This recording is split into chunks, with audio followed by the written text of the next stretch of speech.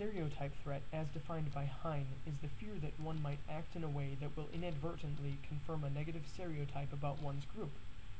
This fear tends to lead to poorer performance on the task at hand, therefore fulfilling the feared stereotype. In stereotype threat studies, the researchers present a well-known stereotype in some way before the participants take an exam or a task of some sort. This often leads to different performance than those from the condition without the stereotype threat.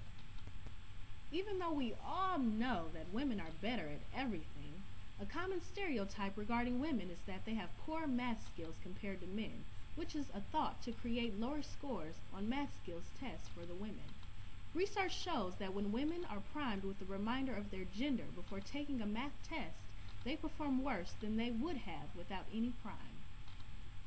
Stereotype threats have been a major topic of interest to many psychologists, including Joshua Aronson, Claude Steele, and Nalini Ambady, to name a few. Their research has shown that the negative effects of stereotype arise more from the stereotype itself rather than an individual's identity.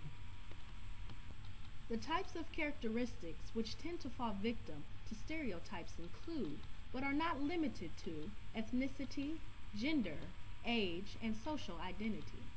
In some cases, the effects of stereotype threat can have dramatic results on performance. For example, Steele and Aronson gave African American and European American students a test of verbal items from the GRE and made one condition a control, while in the other, the participants' races were made salient prior to the test. The only score differences between the two groups was that African Americans scored significantly worse in the threat condition. Their research shows that the stereotype against African Americans' performance on intellectual tasks is significant and powerful. Interestingly, stereotype threat increases performance for individuals of the non-stereotyped group, or when the stereotype is a positive one. For example, males traditionally score better on math tests when reminded of their gender, due to the positive stereotype about their performance in math. Another example is the positive stereotype that Asians are strong in math competence. Similarly, Claude Steele framed a golfing task in two different ways in one of his studies, inducing varying results from his black and white male participants.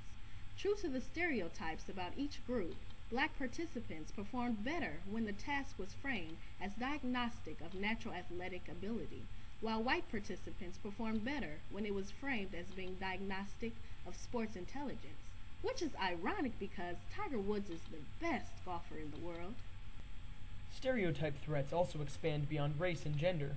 Researchers found that elderly people, for example, perform significantly worse than younger people on memory tasks when reminded of the stereotype regarding their forgetfulness. Shih, Patinsky, and Ambady conducted an experiment assessing the ability of Asian American women's math performance. This study addresses the issue of having a conflicting stereotype within a single participant. In this case, the positive stereotype was the Asian identity and the negative stereotype was the gender identity. The results of the study indicated that the participants did better when reminded of their ethnic background. However, the participants performed worse on the math test when reminded of their gender. A real-world example of stereotype threat is the fact that students must fill in their demographic information before taking the ACT and SAT. This form of stereotype threat could be eliminated by having participants indicate their information after the test. The effects of stereotype threat are significant and extend beyond test scores. Even if individuals believe they are competent, stereotype threat can reduce working memory capacity because individuals are trying to suppress the negative stereotypes. Standardized test scores of individuals from stereotyped groups may significantly underestimate their actual competence in low-stakes testing situations. Finally, stereotype threat seems particularly strong for those individuals who desire to perform well. Decreased performance, internal attributions for failure, self-handicapping, disengagement, disidentification, and altered professional identities are all consequences of stereotype threat in real life. Recent research has shown that the professional paths chosen by students may be inadvertently affected by stereotypes held against them.